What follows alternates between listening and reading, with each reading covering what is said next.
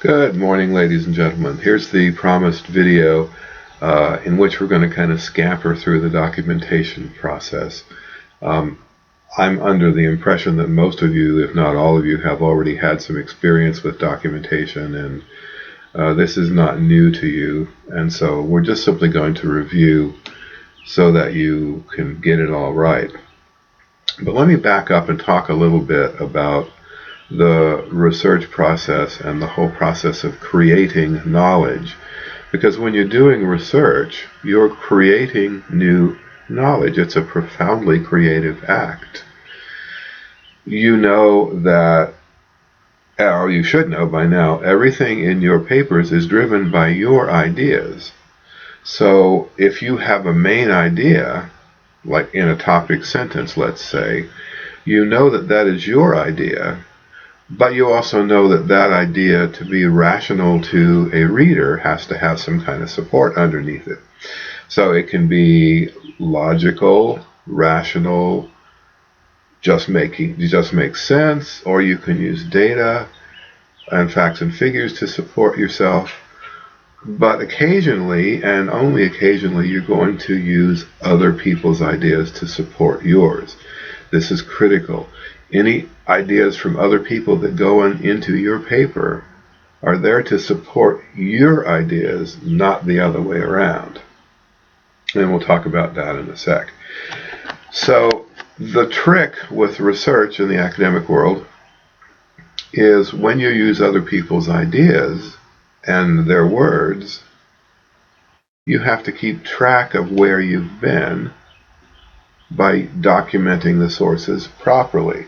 Now, if you're sitting there thinking that I'm asking you to do this so I can check up on you and make sure you're getting it right and ding you a point or two if you get it wrong, please put that right out of your head, because that could not be further from the truth. The point of keeping track of your sources is not that. Ladies and gentlemen, in 6 months' time, most of you will have forgotten my name and forgotten a good bit of what you learned in this class, unless you reinforce it elsewhere. So it's not so I can check up on you. You're keeping track of your sources so the next scholar can come along behind you and pick up where you left off and push the human race forward, maybe increase our knowledge a little bit, maybe help us avoid the next war. Who knows? But the promise of research and the reason why one keeps track of one's sources is so we can create a community that pushes the human race forward. When you're doing research and writing like this, you are creating new knowledge. It has great promise to it if one takes it seriously. So the only thing that we're practicing here is when you use other people's ideas and words, how to keep track of them in a way that a reader can follow so the reader can pick up where you left off.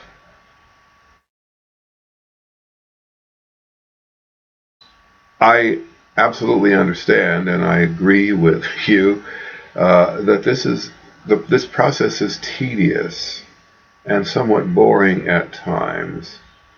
But it's not hard. It's just tedious. It's not hard. There's a difference.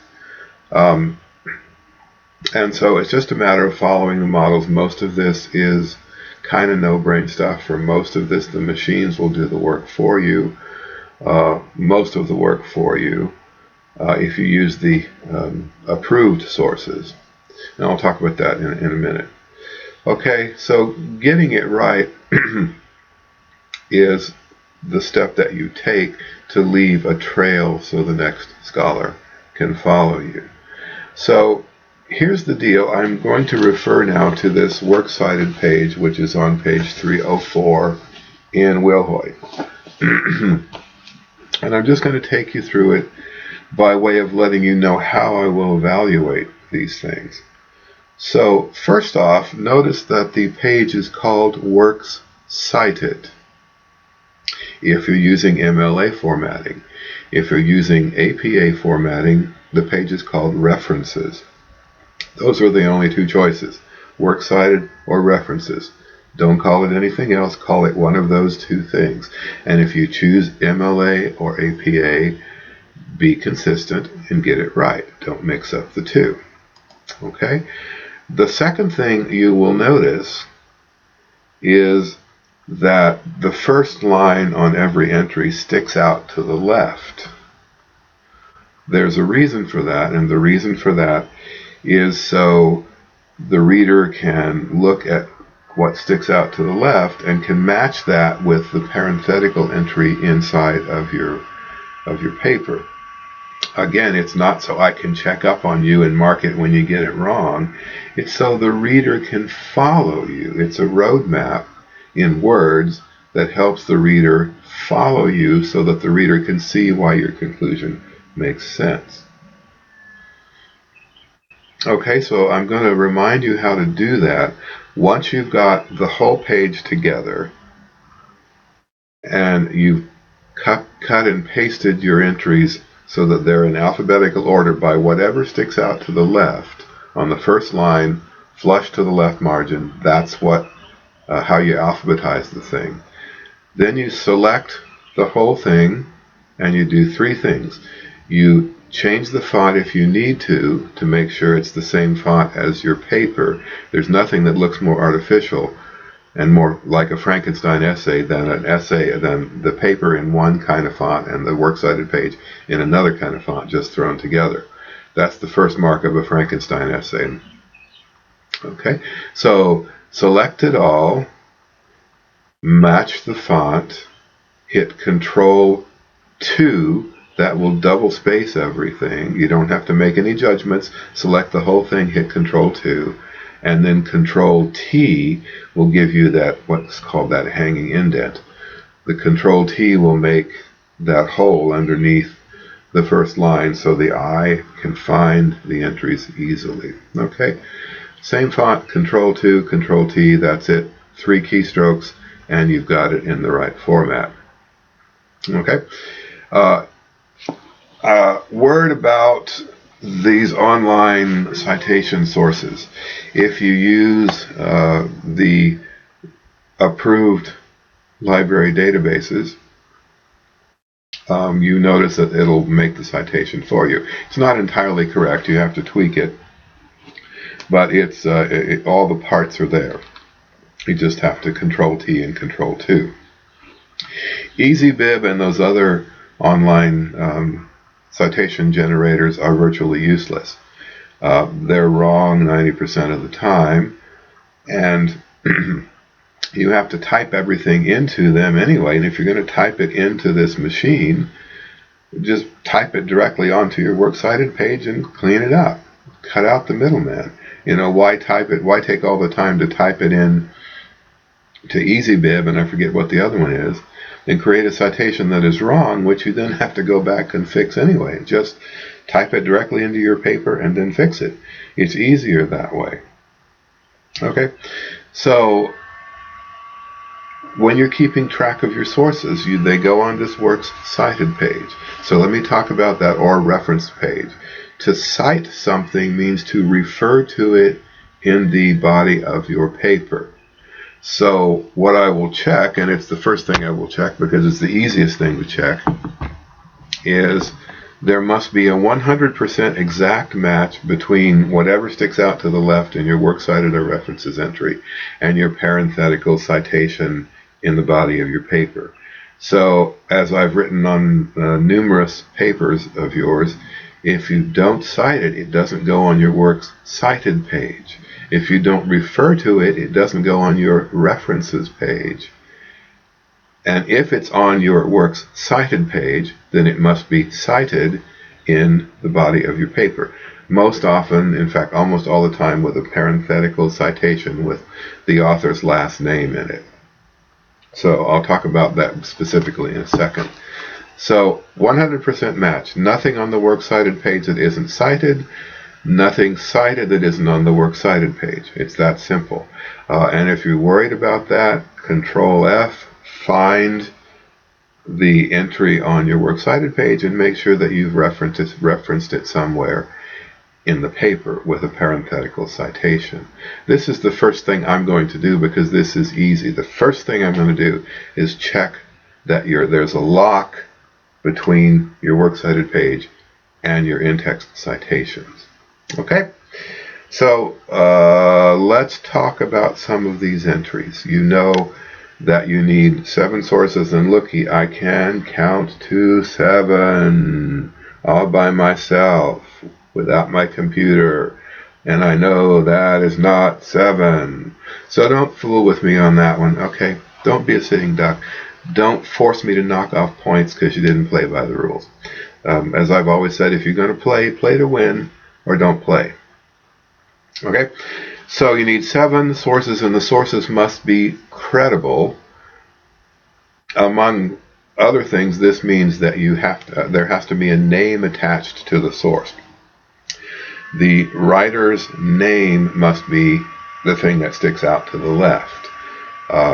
Not just a website and not just the title of the source. Okay? So you know you need 7 sources. You know I can count to 7 without too much difficulty. And you know that these sources must be credible. So there again, if you've used the library databases, those are credible sources. You don't have to make the judgment. If I question it, you show me that you got it on EBSCOhost or one of those other databases, and that's the end of the discussion. It's a credible source. Okay, so if you'll open up your book to page 304, you can pause this video and get to that page. I just want to talk about a couple of these. The first one, the entry on page 304, the entry on AIDS from the Encyclopedia Britannica, that is not a legitimate source. It cannot be one of your 7, because why? Because it's not signed with an author's name. If you want to use an encyclopedia entry, that's fine, but not instead of one of the 7 sources, but in addition to one of the 7 sources. Okay? So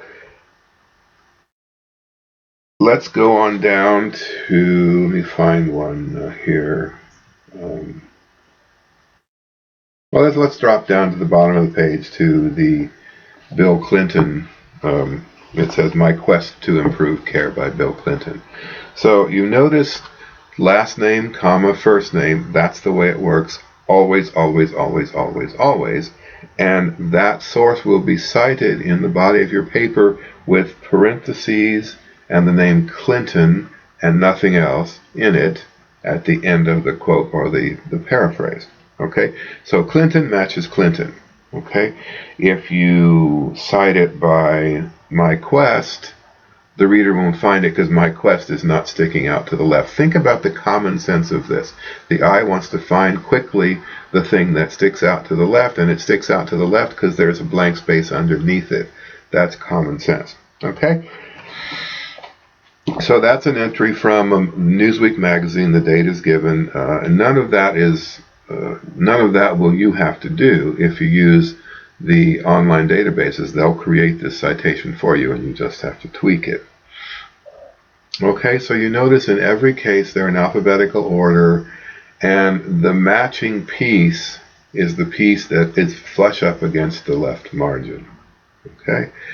So there are a number of sources on this works cited page that you might use, but our definition of legitimate or credible is that it must be signed. So if it doesn't have an author's name assigned to it, then it can't be one of your 7 sources.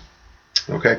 The other thing, and the other thing that I'll say to you is this: just a web address copied and pasted is not, please let me say again, not a works cited entry. You have to go to that web address, which is why you don't want to use web addresses. You have to go to that web address. You have to find the author. You have to find the name of the article. You have to find the place where it was published. And then you have to figure out what kind of a source it is. And then you have to get it into the right format with the author's name sticking out to the left. And then you may discover that there is no author, and then you can't use it anyway. So, going to a website, copying and pasting a quote, and then copying and pasting the www. blah, blah into your works cited page, that's not a works cited entry. That doesn't count. That's not how it works. Okay? So this is the way that the thing should look. Again, APA is slightly different. Uh, so if you're going to use APA, just find yourself an APA references page and get it right and be consistent. It's not that different from MLA. They're pretty much the same. By the way, I have to say to you, we got word this week that the MLA has changed up a bunch of the rules over the last 6 months or so, and they're coming out with a new handbook in which some of this stuff is going to change. So we're all going to have to be pulling our hair out trying to relearn this stuff new, or trying to find the place in the book where the models are. So there are all sorts of sources, and again, I'm going to be hanging out. I've set aside the entire rest of this week and the weekend to help you. So books, magazines, newspapers, anthologies, things like that, pretty self-evident, and the online databases will make the citation for you. If there's something that you're not sure about that you want to ask me about, please do so. First, see if there's an author. If there's not an author, throw it out, find something else. Find the best material to support your ideas that you can. It's your idea. You want to give it the best possibility of success that you can. But if you've got an author and you just don't know exactly what the source is, you can ask me. I'll admit to you, I don't know this stuff. I don't have it in my head because I don't need it in my head. It's in the book. So it's not that I know this stuff, it's that I know how to find the model and I have the discipline to follow the model. There's a difference between having it all in my poor little pea brain and having it in the book where I can go look it up and get it right. So if you ask me for some obscure something, I'm not going to have the answer off the top of my head either, but I can, we can help each other research it and maybe get it right. And in the cases where we can't get it right because we can't find a model, we'll agree upon something that is good enough for this purpose for the two of us to get the job done. Finally, the last thing, and I've left it till last because it's the most important, and that is this. Try to avoid the Frankenstein essay. I always get a handful of Frankenstein essays, and they're always very discouraging because they point to a profound failure. What a Frankenstein essay, and you know what that is if you've read the lecture, what a Frankenstein essay is evidence of is the complete absence of original thought on the part of the writer. The writer who's decided to just take what other people think and stick it together and try to make a bloody mess out of it. So the Frankenstein essay is disappointing because the Frankenstein essay shows me someone who doesn't have the capacity or isn't demonstrating the capacity for original thought. I used to, when I was younger and less experienced, I used to take this as some kind of personal failure on my part. Well, why didn't I teach that person how to think, And I learned, of course, the unwillingness to think critically is not something I have much control over. That's a factor that students decide on their own, and all I can do is try to help the best I can. So I no longer take it as personal failure, but I do take it as a sign of a very distressing trend in our culture of the absolute unwillingness, refusal to think critically about almost anything. And that's a very dangerous situation. When you've got citizens who can't think, they will believe whatever they're told by whoever's in power at the time. It's profoundly un-American, and it's a big deal. My whole purpose in being a teacher, and especially this class, is to try to help my students to the capacity of critical, independent, individual thought. And so when I get a Frankenstein essay, I say, oh man, that person's in trouble because they haven't developed, at least I don't see any evidence of development of critical thinking processes. And since that's my whole purpose in being here, it's disappointing and discouraging to me. So just remember, it's your ideas that drive this thing. And if you feel like you're inexperienced and you don't know that much and you don't have any good ideas, think about it this way. How can your ideas become mature, beautiful thoughts if you don't take them seriously? If you don't believe that you've got something important to say, and then you have something, you develop a support system for your ideas, which is a profound level of respecting your own ideas. And even if your ideas feel paltry and not worth respecting, you know what, folks? If you respect them, they will become respectable. That's a fact. That's a psychological fact. So when you write a Frankenstein essay, what you're saying, and you should be saying this to yourself, is, oh, I don't have anything worth saying. I don't have any ideas that are worth listening to. So I'm just going to do this exercise and get through this thing and go back to sleep and go to bed with my ignorance. Okay, on the other hand, the most unsophisticated ideas, if you start supporting them with rational systems of belief and logic and other people's ideas who maybe know more than you do about your topic, you know what? Your ideas change and become more mature and more respectable. Even if you start out with something that's not so great, it will become great if you allow it to. So when you give me the Frankenstein essay, you, ladies and gentlemen, are missing the point completely.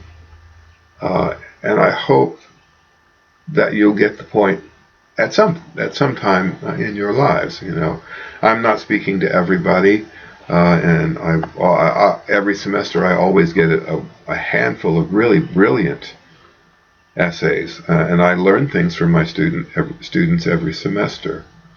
But there are way too many people that settle for pablum, and those people are being led around by dog and pony shows, magical thinking that has no basis in reality. And those people become eventually unable to distinguish between reality and fantasy, and then those folks are in big trouble. So that when the politician pushes the red button and starts the nuclear war that will destroy all of us, those folks will be sound asleep.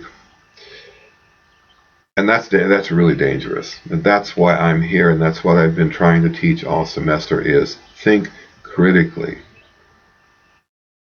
And respect your own thoughts enough to take them seriously, because if you don't take your ideas seriously, how in the hell can you expect anybody else to take them seriously? So that's the end of my sermon. Get that works cited stuff right. 7 sources, alphabetical order, author's name sticking out to the left, author's name matches in-text citation 100%, nothing on the works cited page that isn't cited, nothing cited that isn't on the works cited page, 100% match, lock between the two things.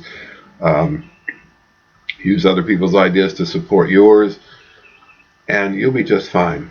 You know, this is an introductory composition class. It's not advanced rhetoric. This is laying out some basic skills that are essential for, I believe, survival. Okay, so I'm shutting up now. I'm going to get this thing up for you. Please, if you need me to try to help you figure something out,